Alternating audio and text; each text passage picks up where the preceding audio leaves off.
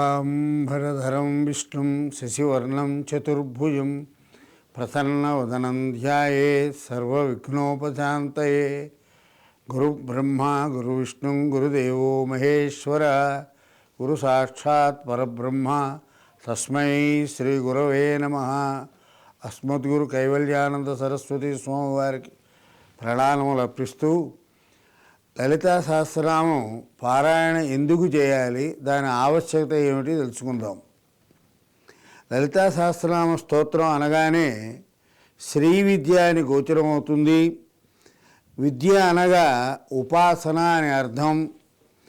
శ్రీ అంటే శ్రీ పరాశక్తి పేరు కనుక శ్రీ విద్య అంటే పరాశక్తిని సహస్రనామాలతో ఉపాసన చేయుట అని అర్థం. అమ్మ యొక్క ఉపాసనలో వాడబడు యంత్రం శ్రీచక్రం అయితే ఆ మంత్రం శ్రీ విద్య అని పిలుస్తారు. ఆ విధంగా శ్రీచక్రమే అమ్మవారి యొక్క నివాసం అయినటువంటి శ్రీపురం. ఈ ఉపాసనలోని నామాలన్నీ కూడా లలితా సహస్రనామంలోనివే. శ్రీ విద్య రావాలన్నా, ఆ విద్యా మంత్రాలను ఉపాసన చేయాలన్నా, శ్రీచక్రం అర్చన చేయాలన్నా తప్పనిసరిగా ఒక సద్గురువు ద్వారా ఉపదేశము దీక్ష ముఖ్య అవసరం. ఉపదేశము దీక్ష లేకుండా శ్రీ చక్రార్చన మంత్రోపాసన చేయరాదని చెప్పబడుతున్నది. కానీ ఈ మంత్ర యంత్ర రహస్యాలన్నీ దాగి ఉన్న ఈ సహస్రనామాలని భక్తితో శ్రద్ధతో ఎవరైనా జపించవచ్చు, పారాయణ చేయవచ్చునని చెప్పబోతున్నది. బీజాక్షరాలతో కూడిన మంత్రాలను బాహాటంగా బహుళ ప్రజానీకం ముందు వ్యక్తం చేయుట సరిపాదు. ఆ లలితా సహస్రనామాలను, అమ్మవారి యొక్క లీలలను, అమ్మవారి యొక్క వైభవములను మాత్రమే ఈ లలితా సహస్రనామ భాష్యంలో మనం చెప్పుకోబోతున్నాం. భక్తిగా అమ్మవారిని ధ్యానించడం అవుతున్నది, అంతేగాని మంత్ర యంత్ర చక్ర బీజాక్షర జోలికి మనం వెళ్ళడం లేదు. సాంప్రదాయం ఎంతవరకు అనుమతిస్తుందో, ఎంతవరకు పరిమితి విధిస్తుందో అంతవరకే చెప్పబడుతోంది.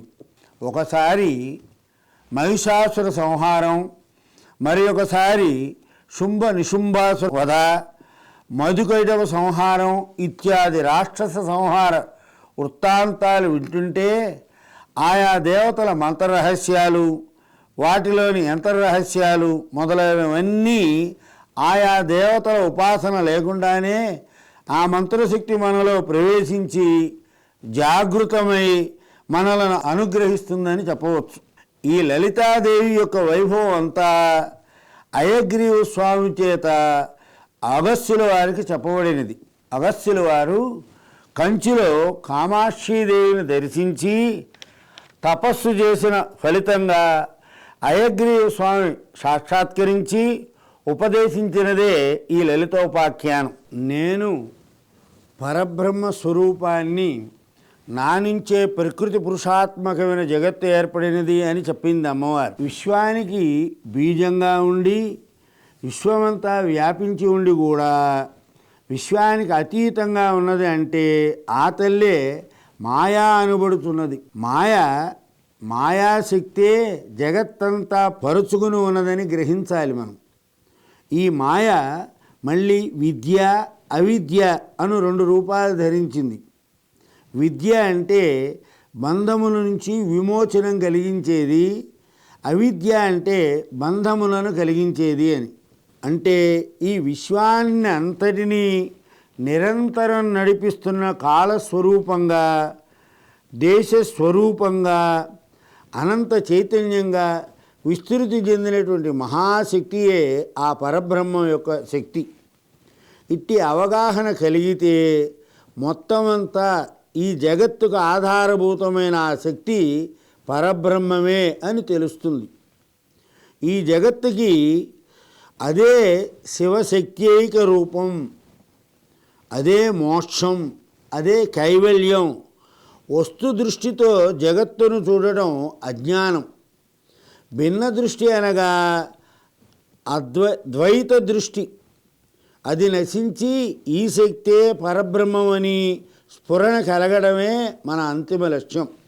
ఇదే లలితా సహస్రనామ స్తోత్రంలో చివరికి చెప్పబడ్డది. లలితా సహస్రనామాలను చదువుతుంటే మనకు తెలియకుండానే మన అంతరంగంలో సూక్ష్మ ప్రపంచంలో కొన్ని కాంతివంతమైన శ్రీచక్రం ఏర్పడుతుంది. పారాయణ చేయనప్పుడు శ్రీచక్రం మన చుట్టూ ఉన్నదని, మనలోనే ఉన్నదనే స్పృహతో చేయాలి. సమస్త కాంతి స్వరూపంతో ప్రకాశిస్తున్న పరంజ్యోతి స్వరూపిణి అమ్మవారి ఆకృతియే శ్రీచక్రం. శరీర చక్రంలోని ఒక్కొక్క చైతన్యం అమ్మవారి యొక్క కరుణ అని మనం గ్రహించడమే శ్రీచక్ర ఉపాసన. అదియే లలితోపాసన అని చెప్పబడుతోంది. మన శరీరం అంతా కూడా నవవర్ణాత్మకమైన చక్రం అయింది కనుక మనకు భౌతికంగా కనబడు 9 ధాతువులలోని చైతన్యం అమ్మవారి యొక్క మయూఖములుగా మనం పరిగణించబడాలి. మనం అనుభవిస్తున్నటువంటి విశ్వం, మనం చూస్తున్న ప్రపంచం అనబడి ఈ విశ్వం అంతా కూడా ఆత్మనే కేంద్రంగా చేసుకున్నది కనుక ఈ శరీర రూపం విశ్వమంతటికీ కూడా ఆత్మ కేంద్ర బిందువై ఉన్నది అని చెప్పాలి. ఈ విధంగా ఉపాసనలో బాహ్యమైన ఉంటే శ్రీ విద్య అనున్నది ఆత్మవిద్య. ఈ మంత్రం ఆత్మవిద్య. లలితా సహస్రనామ స్తోత్రం అంతా ఆత్మవిద్య అయినది. ఒకసారి మనం కూర్చొని అమ్మవారిని ధ్యానం చేస్తే మనమే శ్రీచక్రం అయిపోతాం, మేరు ప్రస్తారంగా అయిపోతామని గ్రహించాలి. శ్రీచక్రంలో నవరసాలు కూడా చెప్పబడ్డాయి. ఈ భావనలో కూడా భవానీని భావించాలి. అందుచే శ్రీచక్రంలోని 9 ఆవరణలకు ఒక్కొక్క రసం చెప్పబడ్డది. ఇన్ని రసాలకి అతీతంగా ప్రకాశిస్తున్నటువంటి ఆ శాంతమే లలితాదేవి యొక్క స్వరూపం. ఈ విధంగా నవరసాలు, నవావరణలు, శ్రీచక్రము, దేహచక్రము ఇవన్నీ కూడా ఒకదానిలో మరి ఒకటి సంకేతంగా చెప్పబడుతున్నాయి. అనగా శ్రీచక్రాన్ని కనుక ధ్యానం చేసినా లేక శ్రీ లలితాదేవిని ధ్యానం చేసినా, లలితా సహస్రనామ స్తోత్రం పారాయణ చేసిన శరీర చక్రములన్నీ చైతన్యవంతమై ఆ చైతన్యమంతా అమ్మవారి చైతన్యమేనని అవగాహన ఏర్పడుతుంది. అప్పుడు మన ఆత్మతత్వానికి ఆవరించి ఉన్న అజ్ఞానం తొలగిపోతుంది.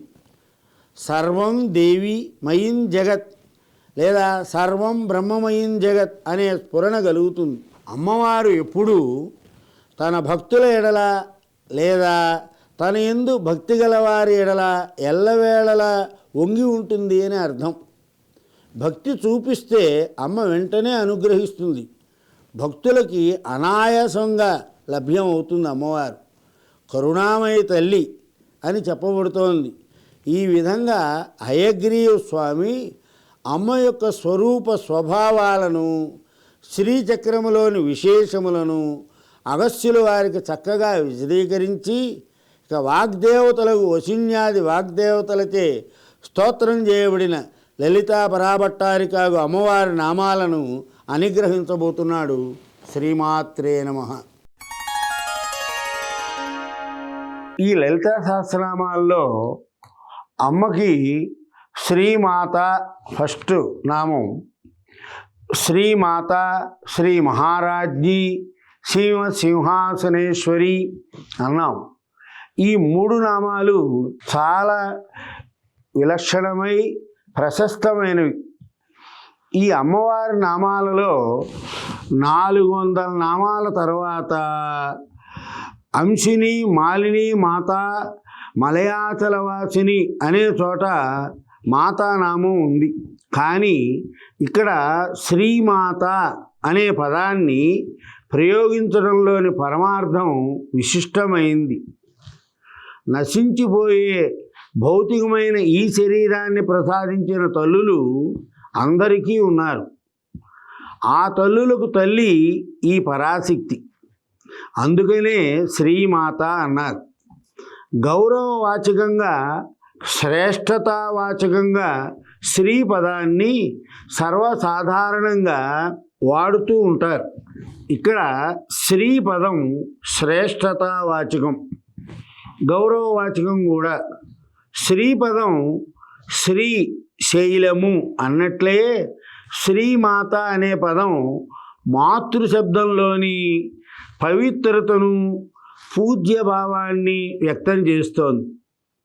అందుకే ఈ విద్యకి శ్రీ విద్య అని పేరు. రామచక్రం, శివచక్రం వంటి అనేక చక్రాలు ఉన్నాయి. శ్రీ వైభవ నిరూపకమైన చక్రానికి శ్రీచక్రం అని పేరు. శ్రీ విద్య, శ్రీచక్రం, శ్రీయంత్రం ఈ శ్రీ పదాలతో ఉన్న విశిష్ట వంటిదే మాతానామానికి ముందు చేర్చబడినది శ్రీ పదం కూడా. శ్రీ అనే పదానికి లక్ష్మి, సరస్వతి అని అర్థం. ఆ ఇరువురికి తల్లి కనుక శ్రీమాత అని భాస్కరాచార్యుల వారు వివరించారు. సచామర రమావాణి సవ్యదర్శన సేవిత అంటే ఒక పక్క రమ, మరొక పక్క వాణి చామరులు చేతబట్టుకొని అమ్మవారిని పరాశక్తిని సేవిస్తుంటే అందుచేత స్త్రీలకు మాత శ్రీమాత. నానాయోని సహస్ర సంభవ వశాత్ జాత జనస్య కీల. నానాయోని సహస్ర సంభవ వశాత్ జాత జనస్య కీల. మనకు తల్లులైన వారందరూ అనేక జన్మ చెందుతున్న వారే. ఈ తల్లి మనలను జనన మరణ శోక మోహ దుఃఖ బంధాల నుండి శాశ్వతంగా ఉద్ధరింపగల శక్తి గలది కనుక శ్రీమాత అయినది.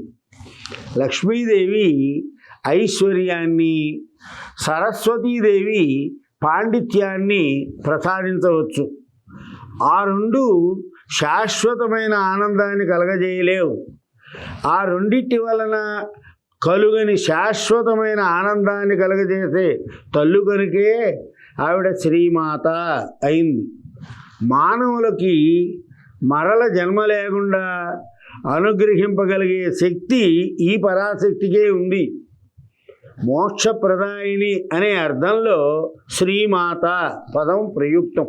పలువురు దేవతలేలా ముక్తికై సర్వప్రార్థనీయంబు దేవలలామంబు జగత్పారాలంబ మరజిత్ బ్రహ్మాది సంసేవ్య వేదలతాపక్వ ఫలంబు సర్వదా జగత్ప్రాలంబ మూలంబు కేవల చిద్రూపిణి ఆదిశక్తియే సుమి వాదింపనింకేతికి. వేదములనేటువంటి లతకు పక్వమైన ఫలం అమ్మ. ఆ పక్వ ఫలాన్ని ఒకసారి ఆస్వాదిస్తే, అదృష్టం కనుక కలిగితే మరొక పండు రుచి చూడాలనేటువంటి కాంక్ష కలగదు. అలాంటి సర్వబంధ విముక్తిని కలిగించి శాశ్వతానందాన్ని అందించే అధిష్టాన స్వరూపిణి కనుకే శ్రీమాత అయింది. మరో విశేషం, సాహిశ్రీ రముతా ససాం, సాహిశ్రీ రముతా సతాం అని వేద సూక్తి. ఈ శ్రీ శబ్దం అమృతవాచకం. మృతప్రాయులైన మానవాళికి అమృతత్వాన్ని ప్రసాదించే కనుక శ్రీమాత అన్నారు. యథార్థంగా మనం అమృతపుత్రులమే అయినా అజ్ఞానంతో మృతస్వరూపులం అనుకుంటున్నాం. మన భారతీయ సంస్కృతి అమృతస్య వై పుత్ర అని మనకు జ్ఞాపకం చేస్తోంది. ఈ అమ్మ కూడా మనలోని అజ్ఞానాన్ని పోగొట్టి జ్ఞాన స్వరూపకమైన అమృత స్ఫురణ కలిగిస్తుంది. కనుకనే శ్రీమాత అయినది. శ్రీ అనే అక్షరం పరబ్రహ్మ సూచకమైన ఓంకార ప్రతిరూపం. సర్వసంగ పరిత్యాగులైన యతీశ్వరులకు ఓంకారం ఎలాంటిదో శ్రీ విద్యా తత్పరులకు శ్రీకారం అలాంటిది. శ్రీ అనే అక్షరంలో శకారము ఆనందవాచకం, రేఫ తేజోవాచకం, ఈ కారం సర్వవ్యాపకమైన శక్తివాచకం. శ్రీ అంటే తేజోమయానంద పరబ్రహ్మ స్వరూపం. శ్రీకారంలోని శవర్ణ రేఫ ఈకారాలు సత్వ రజో సమ గుణాల త్రిగుణాలకు అది దేవతగా ఉన్న శ్రీమాత త్రిపుర సుందరి. మాతా పదానికి కొలుచున్నది అనే అర్థం ఉంది. మానము, మాత, మేయము, కొలుత, కొలుచున్నది, కొలవబడేది అని ఈ 3 పదాలకి అర్థం. ఎవరికి ఎంత ఇవ్వాలో, ఎప్పుడు ఇవ్వాలో, ఎలా ఇవ్వాలో ఆ కొలత తెలిసిన అమ్మ. కొలతలన్నిటికీ తొలి కొలత.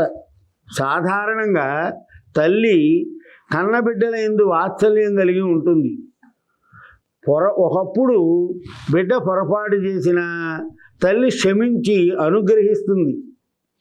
బిడ్డ కొంచెం అల్లరి చేసినా తండ్రి కోపగించవచ్చు. భయపడిన బిడ్డవాడు తల్లి వద్దకు వచ్చి ఏడుస్తాడు. తల్లి వానికి ఏదో మాటలు చెప్పి ప్రేమతో లాలిస్తుంది. మాతృవాత్సల్యానికి మించిన ప్రేమ మరెక్కడా కనిపించదు. అందుకనే శంకర భగవత్పాదులు తల్లి గొప్పతనాన్ని వివరిస్తూ కుపుత్రో జాయతే క్వచిదపి కుమాత నభవతి. కుపుత్రో జాయతే క్వచిదపి కుమాత నభవతి.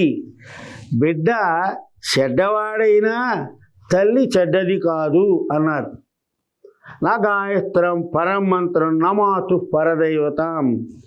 గాయత్రి కంటే గొప్ప మంత్రం లేదు, తల్లిని మించిన దైవము లేదు. గాయత్రీ నామంతో ఏ పరాశక్తి స్వరూపాన్ని మనం తేజో రూపంగా భావన చేస్తున్నాము, ఆ శక్తి కాళ్ళు, చేతులు, కన్ను, ముక్కు మొదలైన నిండైన అవయవాలతో పూర్ణ స్వరూపుడి అయి మన తపఫలితంగా తల్లులకు తల్లిగా వాత్సల్యామృత రూపిణిగా అవతరించి మనకు శాశ్వతానంద శ్రీని అందింపజేసేది కాబట్టే శ్రీమాత అన్నారు. మన కన్న తల్లులు మన వ్యాధిని పోగొట్టగలరు, కానీ మన మనస్సుకు సంబంధించినటువంటి ఆదిని పోగొట్టలేరు. ఆదిని పోగొట్టున్నది శక్తి. అందుచే మనస్సుని నమస్సుగా మార్చి కన్న తల్లి కంటే శాశ్వత స్థితి అందించేది కనుకనే శ్రీమాత అయింది. లోకంలో ప్రతి మానవుడు కాలాన్ని జయించాలని కోరుతూ ఉంటాడు. కామజయము పరమశివుని వలన, కాలజయము పరాశక్తి వలన లభిస్తాయని శివపురాణంలోని కథల వల్ల మనకు తెలుస్తోంది. ఒకనాడు బ్రహ్మేంద్రాది దేవతలు కైలాసానికి వెళ్ళి శంకర్ని ప్రార్థిస్తూ భవాన్ మృత్యుంజయో దేవ శూలపాణి త్రిలోచన పాదహాత స్వయా మృత్యు కామనేత్రాగ్నిహత. నీవు మృత్యుంజయుడివి, త్రిశూలం చేతధరించి సూర్యచంద్రాగ్ని నేత్రాలు కలిగిన నీవు మృత్యువును కాలదన్ని నీ కంటి మంటలచే కాముని దగ్ధం చేసిన వాడివి అని స్తోత్రం చేస్తుంటే పక్కనున్న పార్వతీదేవి పకపక నవ్విందిట. మీరేం ఘనకార్యం చేశారని మిమ్మల్ని ప్రశంస చేస్తున్నారు వాళ్ళు అంది. అప్పుడు శివుడు మార్కండేయుని రక్షించడంలో మృత్యువుని పాదంతో తన్నాను కదా అన్నాడు. కేన పాదేన తాడిత అని పార్వతీ ప్రశ్నించగా వామపాదేన తాడిత, వామపాదంతో అన్నాడు ఆయన.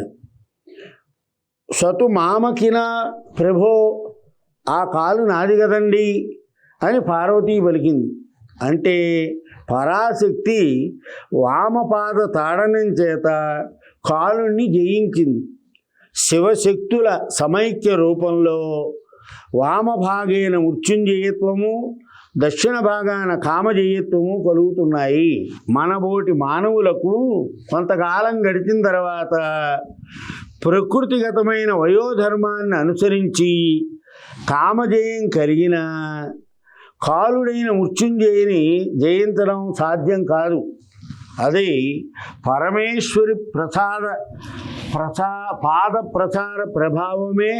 అందుచేత మృత్యువుని జయించగలిగిన పరమ పదవిని ప్రసాదించే గనుకనే శ్రీమాత అయింది. ఈ జగత్తును పరాశక్తి తన త్రిగుణాత్మక శక్తితో సృష్టించి పోషించి లయం చేస్తోంది. చివరకు తానుగా సచ్చిదానంద స్వరూపిణిగా ప్రకాశిస్తూ ఉంటుంది. సమస్త విశ్వానికి తల్లి అయిన శ్రీమాతను మహావిష్ణువు ప్రార్థించే ఘట్టం దేవీ భాగవతంలో గోచరిస్తోంది. ఈ సమస్త జగత్తు సదాత్మకంగా ఉన్నది. కలగాపులగంగా ఉన్న ఈ ప్రపంచంలో సత్పదార్థాన్ని అస్పదార్థాన్ని వేరు చేసే నేర్పు అమ్మ అనుగ్రహం వల్లనే కలుగుతుంది. చెడును దూరం చేసి మంచిని గ్రహించడం కోసం మనబోటి వారు ప్రయత్నం. అమ్మ సన్నిధిలో చెడు కూడా మంచిగా మారే అవకాశం ఉంది. అలాంటి సంపూర్ణమైన సామ్య స్థితి అందరికీ కలిగింపజేసే ఆనందింపజేసే పరాశక్తి కనుకనే ఆమె శ్రీమాత అనే పేరుతో ప్రఖ్యాతి చెందింది. మొదటి నామం సృష్టికి సంబంధించినది. ఈ రెండవ నామం పోషణకు సంబంధించినది. మూడవదైనది శ్రీమత్ సింహాసనేశ్వరి, లయకు సూచకం. పోషణ చేసేవారిని ప్రభువు అంటారు. రాజు భార్యని రాణి అంటారు. తనంత తానే పోషణ చేసే శక్తి సామర్థ్యాలు కనుకనే మహారాజ్ఞి అయింది. ఆ మహత్ అనే విశేషణం చేత ప్రపంచంలోని 84 లక్షల జీవరాశులను పోషింపగల అనన్య శక్తి గల అనే అర్థం స్ఫురిస్తోంది. ఈ సకల జీవరాశులను పోషించడంలో ఎవరికి ఎలాంటి ఆహారం అవసరమో, ఎంత అవసరమో, ఎప్పుడు అవసరమో వారి స్థితిని అనుసరించి పోషించగల ప్రభావం ఈ జగన్మాతకే ఉంది. ఈ 84 లక్షల జీవరాశులలో మానవ జన్మ ఉత్తమమైనది. మనుష్యత్వం ముముష్యత్వం మహాపురుష సంశ్రయం దుర్లభం త్రయమేవైతత్ దైవానుగ్రహ హేతుకం. మనుష్యుడిగా పుట్టడం, పుట్టినవాడికి మోక్షమందు ఆసక్తి కలగడం, ఆ కోరికను నెరవేర్చుకోవటానికి మహాపురుషులను ఆశ్రయించడం, ఈ మూడు దుర్లభమని దైవానుగ్రహం చేత లభిస్తాయని శంకర భగవత్పాదుల వారి యొక్క వాక్కు. అలాంటి మానవుల కోరికలు తీర్చి పోషణ చేసేది కనుకనే శ్రీ మహారాజ్ఞి అయింది. వారి కోరికలు తీర్చడం కంటే కోరినది ఇవ్వడం కాదు, హితమైనది ఇవ్వడం. రోగగ్రస్తుడైన వాడు ఏది కోరితే తల్లి దాన్ని ఇవ్వదు. ఏది ఇస్తే వాదపోతుందో దానినే తల్లి ఇస్తుంది. ఇన్ని రకాలుగా ఉన్న ఈ ప్రాణికోటిలో ఎవరెవరికి ఏ విధమైన ఆహార విహార పోషకాదుల చేత సంతోష సుఖశాంతులు కలుగుతాయో వాటిని ప్రసాదిస్తుంది కనుకనే శ్రీ మహారాజ్ఞి అయింది. ఈ నామంలో శక్తి విమర్శాత్మకం అని మనం గుర్తించవచ్చు. శ్రీ మహా అనే పదాన్ని శ్రీం ఆ హా అని విభజించి రాజ్ఞి పదంతో కలిపినప్పుడు పంచాక్షరి మహామంత్రం అయింది. అది ఇది పరాశక్తికి సంబంధించింది. శ్రీం అనేది షోడశ కళా సూచకం. ఆ ప్రకాశ స్వరూపకమైన శివ సంబంధం. హా విమర్శాత్మకమైన శక్తి సంబంధం.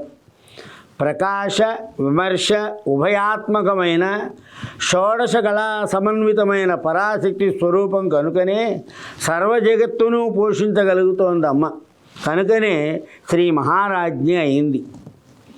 రాజృద్రీప్తో అనే సంస్కృత ధాతువు మూలార్థాన్ని అనుసరించి అన్నిటిలో మహాస్వరూపంగా తానే ప్రకాశించి ఉండేది కనుక శ్రీ మహారాజ్ఞి అయింది. అష్టి, భాతి, ప్రియం, రూపం, నామం అని 5 అంశాలు ఉన్నాయి. వాటిలో మొదటి 3 పరమేశ్వరికి సంబంధించినవి, చివరి నామరూపాలు 2 జగత్తునకు సంబంధించినవి. ఈ నామరూపాలు నశించిన వాటిలోని శక్తి లక్షణం మొదటి అస్థి, భాతి, ప్రియములుగా ఎప్పుడూ ప్రకాశిస్తూనే ఉంటుంది. అందుచేత ఆ పరాశక్తి మహారాజ్ఞి అయింది. స్వాత్వైక లలితా ప్రోక్త దేవీ సా విశ్వవిగ్రహ అని భావాపనోషణత్తులోని సూక్తి. ఈ విశ్వమంతా విగ్రహ స్వరూపమై లలితాదేవిగా వ్యక్తమవుతోంది. జడమైన ఈ శరీరాన్ని కదిలించేది, నడిపించేది, పలికించేది ఈ పరాశక్తియే. ఈ ఇంద్రియాలన్నీ ఉపకరణాలు మాత్రమే. కలం చేతబట్టి వ్రాసేటప్పుడు ఆ వ్రాతలోని గొప్పదనం వ్రాసేవానిది, కానీ వాని చేతిలోని కలంలోది కాదు. అమ్మ సన్నిధిలో మనమంతా కూడా ఉపకరణాలమే. ఆమె సంకల్ప బలం చేత మనం రకరకాల విధులను నిర్వర్తిస్తూ ఉంటున్నాం. ఎచ్చగించ గర్వం దృశ్యతే శ్రూయతేపివా అనే వైదిక సూక్తిని అనుసరించి వినబడేది, చూడబడేది, వినిపించేది, చూపించేది ఆ పరాశక్తియే. ఆమె ఆజ్ఞ లేనిదే గడ్డి పరక కూడా కదలలేదు.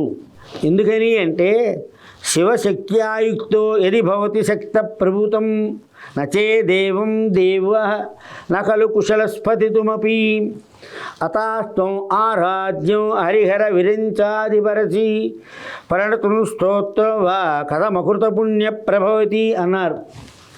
శక్తి లేనిదే శివుడు కూడా చెలింపదాలడు. త్రిమూర్తులు ఆ పరాశక్తిని ప్రార్థించడం శక్తి సంపాదన కొరకే. అలాంటి శక్తి రూపంలో సర్వజీవులను సర్వకాలాలలోనూ పోషణ చేసే సామర్థ్యం కలిగి ఉన్నది కనుకనే శ్రీ మహారాజ్ఞి అయినది. సింహ శబ్దం వినగానే హింస మన మనస్సులో స్ఫురిస్తుంది. ఆ హింసా ప్రవృత్తిలో కూడా హుందాతనం, రాజరిపు మర్యాద, ఔన్నత్యం మనకు కనిపిస్తాయి. సంస్కృతంలో కశ్యప పశ్యకో భవతి అనే సాంప్రదాయం ఉంది. హింసా శబ్దం సింహముగా మారింది. మృగరాజైన సింహము తన్నెదిరించిన వారిని హింసించి తన గొప్పతనాన్ని వ్యక్తం చేస్తుంది. రాజులు అలాంటి ఔన్నత్యమును స్ఫురింపజేసే ఆసనం అధిష్ఠించి ఉంటారు. ఆ ఆసనానికి 2 పక్కల సింహ శిరస్సులుంటాయి. అందుకే దానికి సింహాసనము అని పేరు. ఇక్కడ సింహ శబ్దం శ్రేష్టతావాచకం కూడా. అన్నిటికంటే చాలా ఉత్తమమైన ఆసనం అని అర్థం. మహిషాసుర సంహార సమయంలో పరాశక్తి సింహవాహనము అని కథలో మనం వింటున్నాం. హింస చేత లోకానికి శుభం చేకూర్చేది. ఇది లయసూచక నామం. దుష్టులైన వారిని శిక్షించి శిష్టులను రక్షించడం శ్రీమాతా ధర్మం. అలాంటి దుష్ట శిక్షణకు చిహ్నంగా శ్రీమత్ శోభతే ప్రకాశించే మంగళకరమైన సింహాసనాన్ని అధిష్ఠించేది కనుక శ్రీమత్ సింహాసనేశ్వరి అయింది. జీవుడు ఒక్కసారి ఆ సింహాసన సామీప్యం పొందగలిగితే తిరిగి హింసా ప్రవృత్తికి పాల్పడడు. అలాంటి స్థానం కలిగింది కనుకనే శ్రీమత్ సింహాసనేశ్వరి. సింహాసనా గతాదేవి సర్వదా త్రిపురేశ్వరి. త్రిగుణాలకు అధిపతి అయిన ఈ ఈశ్వరి ఒక్కొక్కప్పుడు ఒక్కొక్కేశ్వరి ఆసనాన్ని అలంకరిస్తూ ఉంటుంది.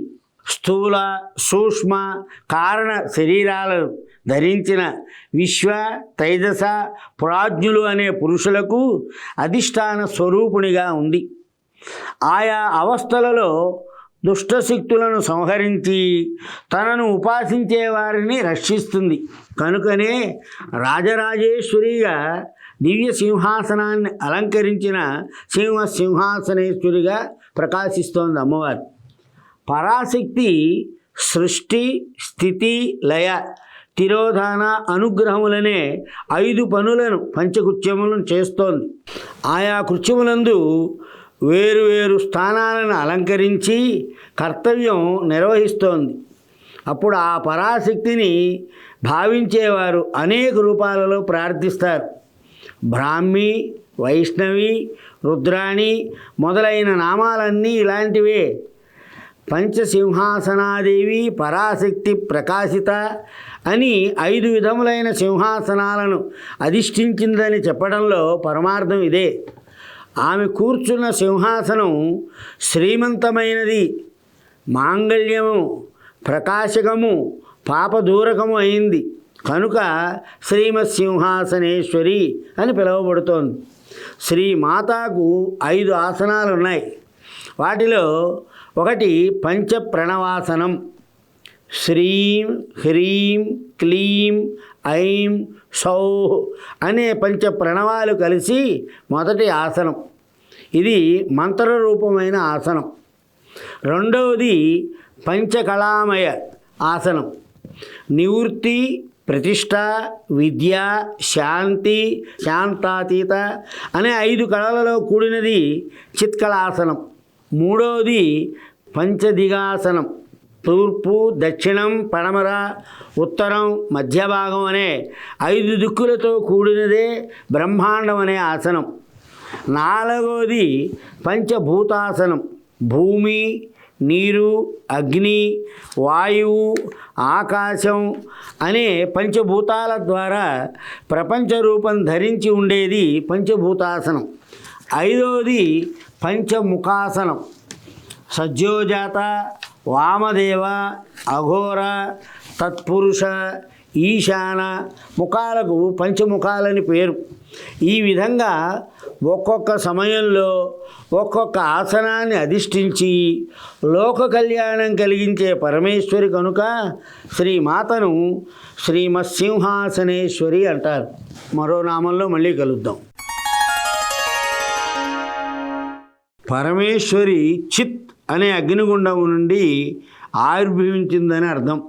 చిత్తనే అగ్నిగుండంగా చక్కగా ఉండునది అని కూడా అర్థం. పరాశక్తి స్వరూపాన్ని హయగ్రీవుడు అగస్త్యునికి వివరిస్తూ సృష్టి, స్థితి, లయములను సూచించే మొదటి 3 నామాలు తెలిపి ఆ శక్తి ఆవిర్భవించిన స్థానమును ఈ నామంలో సూచించాడు. చిత్ అనే అగ్ని మన శరీరంలోనే ఉంది. నివురొప్పిన నిప్పువలే, కొయ్య ముక్కలోని అగ్ని వలె నిగూఢంగా ఉంది. ఆ నిగూఢమైన అగ్ని తేజస్సును బహిర్గతం చేసుకునే ప్రయత్నం చేస్తే పరాశక్తి ఆవిర్భవిస్తుంది. కొయ్య ముక్కను మరొక కొయ్య ముక్కతో రాపిడి చేసినప్పుడు మనకి అగ్ని వ్యక్తమవుతుంది.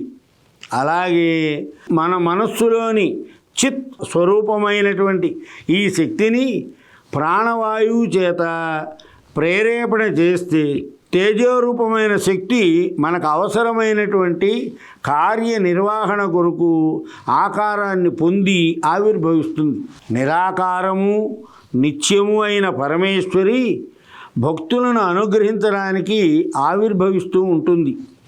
అప్పుడు సాకారిణి అవుతుంది. సచ్చిదానంద రూపిణి అని పరమేశ్వరికి పేరు. సత్, చిత్, ఆనందము ఈ 3 పరమేశ్వరి స్వరూపాలే. ఎల్లకాలము ఉండేది సత్, ఎల్లప్పుడూ ప్రకాశించేది చిత్, అన్ని వేళలా వికారం లేని సుఖాన్ని ప్రసాదించేది ఆనందం. మన శరీరంలో కుండలిని అనే ఒక శక్తి నాభిస్థానానికి కింద మూలాధారమనే చక్రంలో సార్ధ త్రివలయాకారిణి అయి అంటే 3 చుట్టులు చుట్టుకొని 4వ చుట్టు సగం ఉండి తల కిందకి తోక పైకి పట్టుకొని ఉంటుంది. చుట్టలుగా చుట్టుకొని ఉండడం వల్ల కుండలిని అని దీనికి పేరు. ఇది మన శరీరంలో మేరుదండగా చెప్పబడేటువంటి వెన్నెముకను ఆశ్రయించి ఉంటుంది. ఆ శక్తిని మేలుకొల్పి మూలాధారం నుండి బ్రహ్మరంధ్రం వరకు ప్రయాణింపజేసే సాధనమే చిదగ్నిగుండము. ఆ సాధన చేత విసనకర్రతో విసిరినప్పుడు పై ఉన్న నిగురు తొలగిపోయి లోపల ఉన్న అగ్ని ప్రకాశించినట్లే మన శరీరం లోపల నిగూఢంగా ఉన్న చిత్ అనే శక్తి అగ్ని ప్రకాశమే వ్యక్తమవుతుంది. అందుచేత ఈ పరమేశ్వరుని చిదగ్నిగుండ సంభూత అని యోగులు, సాధకులు, జ్ఞానులు వ్యవహరించారు. మూలాధారంలో వకిని మండలం ఉంది. అందుచేత వకిని మండల వాసిని అని పేరు వచ్చింది.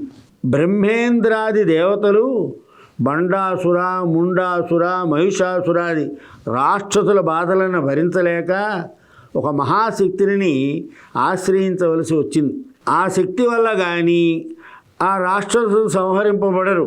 అందుకని వారందరూ చిద్యాగం చేశారు. ఆ యజ్ఞగుండం నుండి అమ్మ ఆవిర్భవించి వారిని అనుగ్రహించింది. అందుచేతే ఈ పరాశక్తి చిదగ్నిగుండ సంభూత అయింది. బాహ్య కథలో బండాసుర, ముండాసురాది రాక్షసులను సంహరించడానికి అమ్మ ఆవిర్భవించినట్లే మనలో కూడా దుష్ట రాక్షసులు బండు మొదలైన వారు ఉన్నారు. కడుపు నిండా తిని కంటి నిండా నిద్రపోతూ ఏ పని చేయకుండా ఉండే సోమరితనం బండాసుర లక్షణం. అలాగే దున్నపోతు లాంటి స్వభావం మనలో ఒక్కొక్కప్పుడు పెరిగి అధోగతి పాలు చేస్తూ ఉంటుంది. అలాంటి స్వభావమే మహిషాసురుడు. మనలోని అసుర భావాలను నాశనం చేసుకుంటే కానీ ఉన్నత పదవిని అందుకోలేం. ఆ అసుర సంపత్తి అణిగిపోవాలంటే అమ్మ అనుగ్రహం కావాలి. అందుకే మనలోని చిత్శక్తి ఆవిర్భూతమై బ్రహ్మరంధ్రానికి వ్యాపించి దుష్టభావాలను పోగొట్టి సన్మార్గంలో నడిపిస్తుంది. అందుచేత ఈ అమ్మ చిదగ్నిగుండ సంభూత అయింది. మరో నామంలో మళ్ళీ కలుద్దాం. అగ్నిగుండం నుండి ఈ శక్తి ఆవిర్భవించడానికి కారణం ఏమిటి అని ప్రశ్నించే వారికి ఈ నామం సమాధానం. భక్తులను రక్షించుటయే పరమేశ్వరికి పరమావధి. కనుక బ్రహ్మేంద్రాది దేవతలు బండాసురాది దుష్టగణాలను జయించలేక అమ్మను ప్రార్థించగా దేవతలను అనుగ్రహించడానికి వచ్చింది. కనుక దేవకార్య సముజ్యత అని పేరు. మనలో కూడా ఎన్ని ఇంద్రియాలున్నాయో అన్నిటికీ అంతమంది దేవతలు ఉన్నారు. ఆ దేవతలను బాధించే రాక్షసులు మనలోని దుష్ట స్వభావాలే.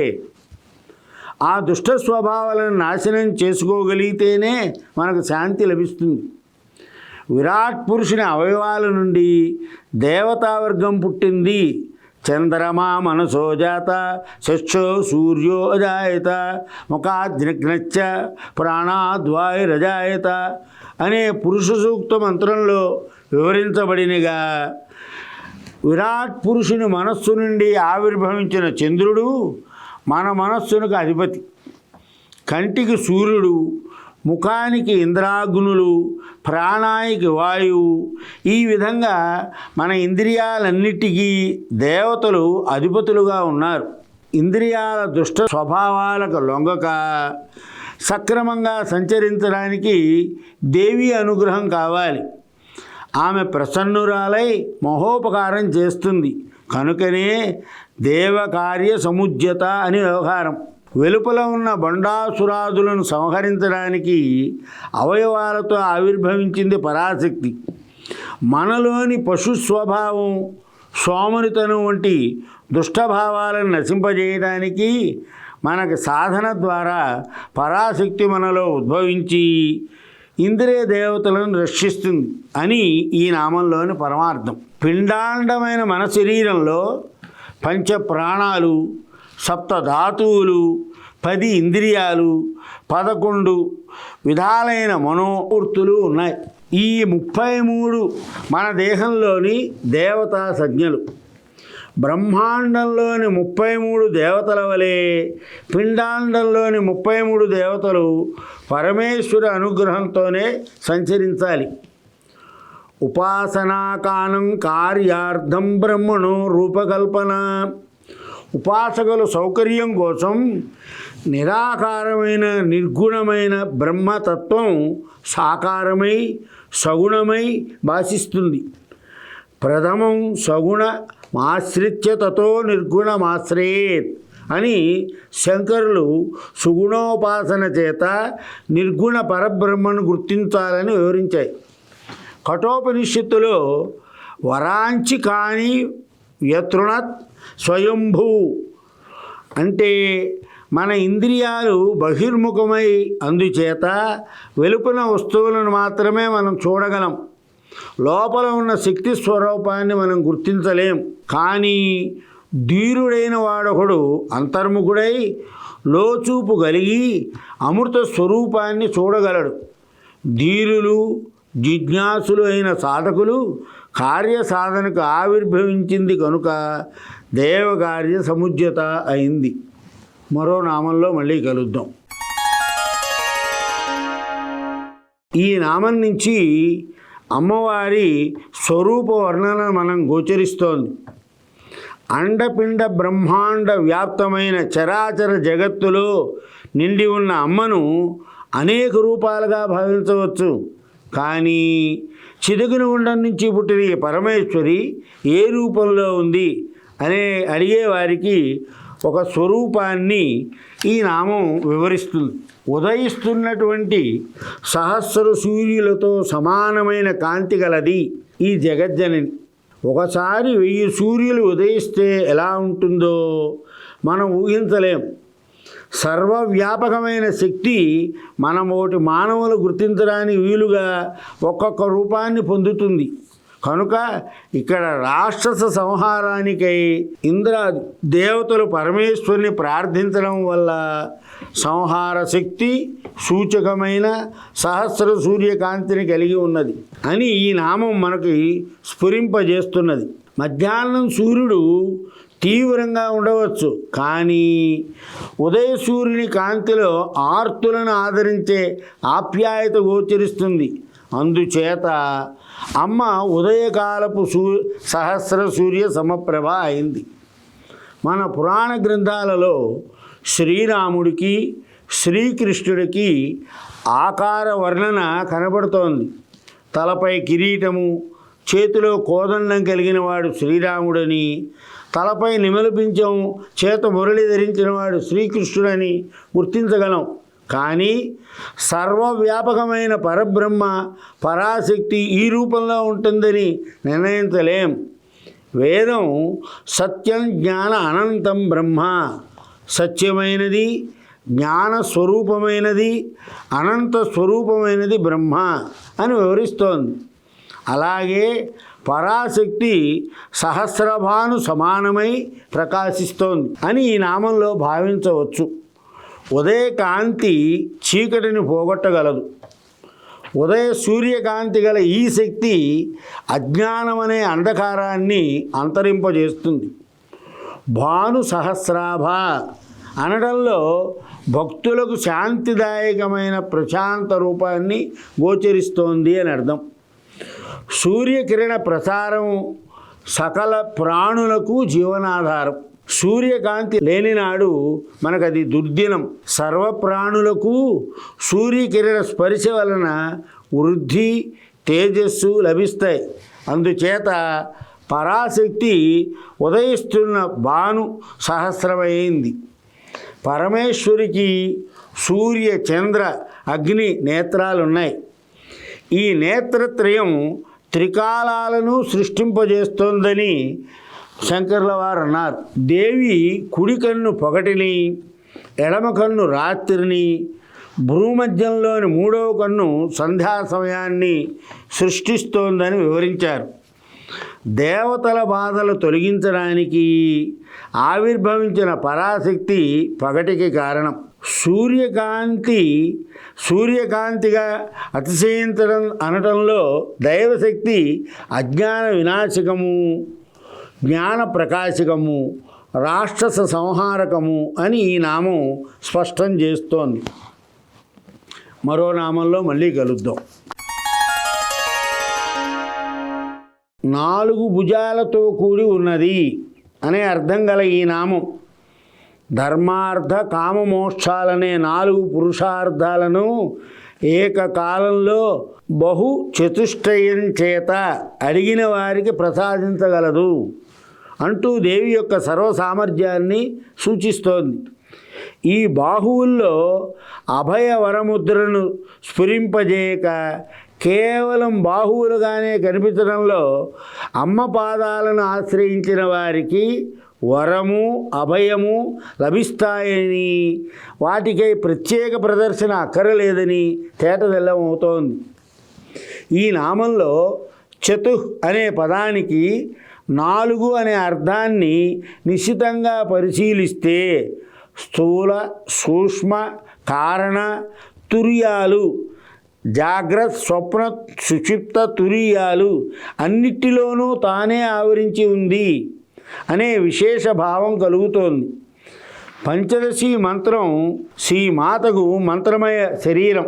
ఆ శరీరంలో కాది విద్య హాది విద్య ద్వయం సాది విద్యలతో కూడిన 4 కూటములు ఉన్నాయని, అవి కయీల అసకల అసకహల సకల ఈ 4 కూటములు 4 బాహువులు గల మంత్రమయ శరీరంతో శ్రీమాత ఈ నామంలో చతుర్బాహ సమన్వితగా సాక్షాత్కరిస్తోంది. మరో నామంలో మళ్ళీ కలుసుకుందాం. అంటే అమ్మవారి చేతిలోని పాశం రాగమయమైనది, అంటే 4 చేతువులు కలిగినది అని పైనామంలో మనకు చెప్పారు. ఆ చేతుల్లో ధరించినటువంటి ఆయుధాలను ఈ నామం నిరూపిస్తుంది. ఆ పరాశక్తి 4 చేతుల్లో ఒక చేతిలోని పాశం ప్రబల రాగ స్వరూపమే. ఇక్కడ రాగంతో పాటు ద్వేషాన్ని కూడా గ్రహించాలి. ఒకే నాణ్యానికి బొమ్మ బొరుసు వలె రాగం ఉన్న చోట ద్వేషం కూడా ఉండి తీరుతుంది. రాగద్వేషాలు, సుఖ దుఃఖాలు, జనన మరణాలు, లాభ నష్టాలు ఇలాంటి జంటలలో ఏ ఒక్కదాన్ని భావించినా రెండవ దాన్ని స్వీకరించక తప్పదు. జీవులు రాగబద్ధులై కర్తవ్యాన్ని విస్మరించి ధర్మానికి దూరం అవుతున్నారు. అందుకే దేవి ఈ రాగాన్ని తన దేశంలో పాచంగా ధరించి ఎవరైతే తనను ఆశ్రయిస్తారో ఆ భక్తులను రాగరహితులుగా చేస్తుంది. అర్కపురిలో వెలిసినటువంటి మాతృశ్రీ అనసూయాదేవి మానవుని నడక నవగ్రహాల మీద ఆధారపడి లేదు, రాగద్వేషాలనే 2 గ్రహాల మీదే అని ఆవిడ అన్నది. ఇన్నాళ్ళు మనకు నవగ్రహాల సంగతే తెలుసు, కొందరికి దశమగ్రహం యొక్క ప్రభావం కూడా కొంతమందికి తెలుసు. కానీ రాగద్వేషాలు గ్రహాలనే మాట అమ్మ నోటి నుండి వెలువడే వరకు మనకు బుద్ధికి తోచలేదు. ఆ నవగ్రహాలకి జపమో దానమో చేసి మనం తప్పించుకోవచ్చు. కానీ ఈ రాగద్వేష గ్రహద్వయం ఉందే అమ్మ అనుగ్రహం వల్లనే సాధ్యం అవుతుంది. రాగం ఉన్న చోట ఒక చోట ఏర్పడినప్పుడు వెంటనే ద్వేషం కూడా తప్పదు. సుఖాన్ని కాంక్షించిన వాడు దాని వెంటనే వచ్చినటువంటి దుఃఖాన్ని కూడా భరించవలసి వస్తుంది. సుఖం పక్కనే దుఃఖం, రాగం వెనుక ద్వేషం కూడా సృష్టిలో సహజం.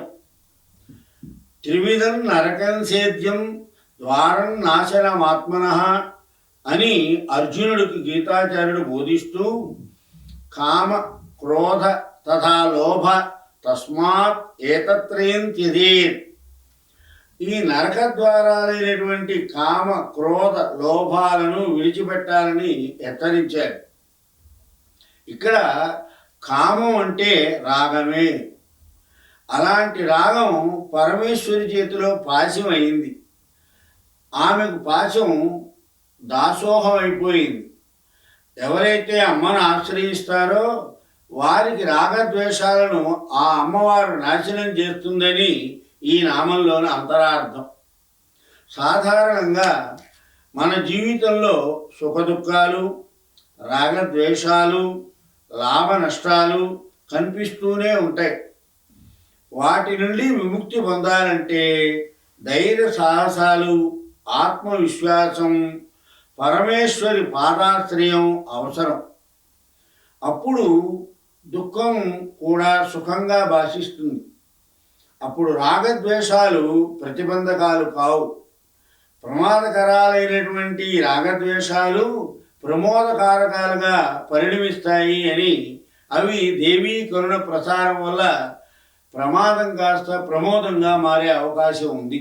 దండపాణి భయమేల మనకు, కోదండపాణి అండ ఉండగా అని త్యాగరాజస్వామి మనకు అభయం పొందే మార్గాన్ని సూచించారు. అలాగే పరమేశ్వరి పాదాలను ఆశ్రయించిన వారికి రాగద్వేషాలు పాశాలు కావు. అనుగ్రహ రూపుడైనటువంటి అమ్మ తానే వాటిని గ్రహించి మనందరినీ బంధ విముక్తిని కలిగిస్తుంది. దశరథుడు, దశకంఠుడు అనే 2 మాటలు మనం రామాయణంలో వింటూ ఉంటాం. 10 ఇంద్రియాలను తన నెత్తిన పెట్టుకొని వాటి ఆజ్ఞకు బద్ధుడై ఉంటే ఇంద్రియ వశుడై ప్రవర్తించేవాడు దశకంఠుడు. అలాగే దశేంద్రియాలను లోబరుచుకొని రథంగా చేసుకొని వాటిపై పెత్తనం చేసేవాడు దశరథుడు. అయితే దశరథ శక్తి దశకంఠుని సంహరించిన సంగతి మనందరికీ తెలిసిందే. కనుక పరాశక్తి పాదాలను పట్టిన వారికి రాగద్వేషాలు పాశాలు కావని తన చేత ధరించిన రాగస్వరూప పాశంతో అమ్మ సూచిస్తోంది. క్రోధాకారాంకుశోజ్వల, క్రోధము ఆమె చేతిలో అంకుశం. కోపం మానవులకు ప్రబలమైన శత్రువు. తన కోపమే తన శత్రువు. కోపచ్ఛేదేన లేన కిం, కోపం ఉన్న చోట అగ్నితో పని ఏమిటి అన్నాడు భర్తృహరి. అగ్ని చేసే పని కోపమే చేస్తుంది. కోపంతో ఉన్న మానవుడు దానవుడై అకృత్యాలు ఆచరించి అధోగతి పాలు అవడం మనం చూస్తూనే ఉన్నాం. అలాంటి కోపం పరమేశ్వరి చేతిలో అంకుశమై అలరారుతోంది. సాధారణంగా ప్రపంచ విషయాలలో ఆసక్తి, దాని వలన కోరిక, దాని చేత క్రోధం, క్రోధం వల్ల మోహం, మోహం వల్ల విస్మృతి, దాని చేత బుద్ధినాశనం కలుగుతాయని కదా గీతాచార్యుడు మనకు హెచ్చరించాడు. మానవుణ్ణి సర్వనాశనం చేసే కోపాన్ని జయించాలంటే పరమేశ్వరిని సేవించాలని ఈ నామం చెబుతోంది. అజ్ఞానానికి కామక్రోధాలు సంకెళ్ళు. అమ్మవారి సాన్నిధ్యంలో రాగానికి క్రోధానికి అవకాశమే లేదు. మన వంటి వారి దగ్గర రాగ క్రోధాలు బాధాకరంగా ఉంటాయి. పరమేశ్వరి చేతిలో ఈ 2 దాసోహమై ఆమె చెప్పినట్లు అవి ప్రవర్తిస్తాయి. అందుకని రాగ క్రోధాలను స్వాధీనం చేసుకున్న పరాశక్తి అని ఈ నామంలోని అంతర్యాన్ని మనం గమనించాలి. మనస్సు అమ్మ చేతిలో చెరుకుగడ. ఈ మనోరూపం చెరుకుగడగా చేసుకొని ప్రపంచ ప్రాణకోటిని సర్వేశ్వరి సంచరింపజేస్తూ ఉంటుంది. మనస్సు సంకల్పాలకు, వికల్పాలకు, సంశయాలకు ఆటపట్టు. పాముల పుట్ట వంటిది. ఈ మనస్సు అనే పాముల పుట్ట నుండి కోరికలనేటువంటి పాములు తలెత్తుతూ ఉంటాయి. ఈ కోరికలు నాశనం కావడానికి మనస్సు లయం కావాలి. 10 కట్టె పుల్లలను కలిపి కట్టగా కట్టినప్పుడు దానిని కట్టెల మోపు అంటున్నాం.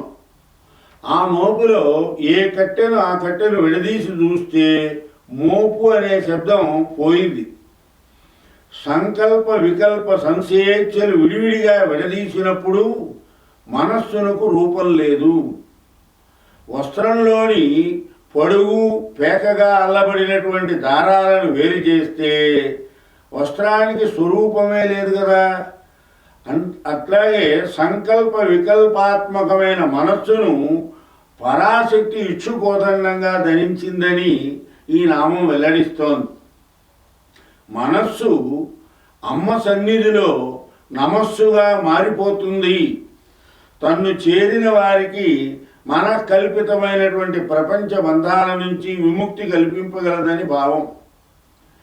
మామూలుగా మాగచ్చత్వమితస్థో గిరీశ భో మయేవ వాసం కురు స్వామిన్ ఆది కిరాత మామకమన కాంతార సీమాంతరే వర్తంతే బాహవో మృగా మదజుషా మాత్సర్య మోహోదయ తాన్ హర్తమృగయ వినోద రుచిర లాభంచ సంప్రాప్స్యతి అని, ఓ ఈశ్వరా, ఇటు అటు తిరుగుతావెందుకయ్యా? ఆది కిరాతకుడువైన నీవు నా మనస్సులో అరణ్యంలోనే సంచరించు. మనఃకాంతారంలో మదమాత్సర్యాలనే భయంకర మృగాలు చాలా ఉన్నాయి. వాటిని వేటాడి సంచరించి వినోదించు. నాకు ఈ కామాది మృగాల బాధ తొలగిపోతుంది అని చమత్కరించారు. కామక్రోధాలకు నిలయమై అశాంతితో అలమడించే మనస్సు పరమేశ్వరి సమాయుక్తమైనప్పుడు చెరుకుగడగా మారి మాధుర్యాన్ని అందిస్తుంది అని ఈ నామం నిరూపిస్తుంది. మనస్సులో 11 భేదాలు ఉన్నాయి. కామం, సంకల్పం, వికల్పం, శ్రద్ధ, సత్యం, ధృతి, అధృతి, శ్రీం, హ్రీం, భీం, ధీం అనేవి 11 పేర్లు. ఆయా వ్యక్తుల జ్ఞాన భేదాన్ని బట్టి వృత్తుల ప్రభావం ప్రసరిస్తూ ఉంటుంది. అలాంటి వ్యక్తులతో కూడిన మనస్సే చెరుకుగడ. మమత్వమే ఇచ్చుగండం. క్రియాశక్తి అంటే మనస్సే. అలాంటి శక్తిని సూచించే ధనుర్బాణాలను మనస్సునకు ప్రతిరూపాలు. శక్తి ఇక్కడ కోదండంగా సూచించబడింది. ఈ నామంలోని అంతరార్థాన్ని మనం మననం చేస్తే నిత్యానస్తు వివేకం కలుగుతుంది.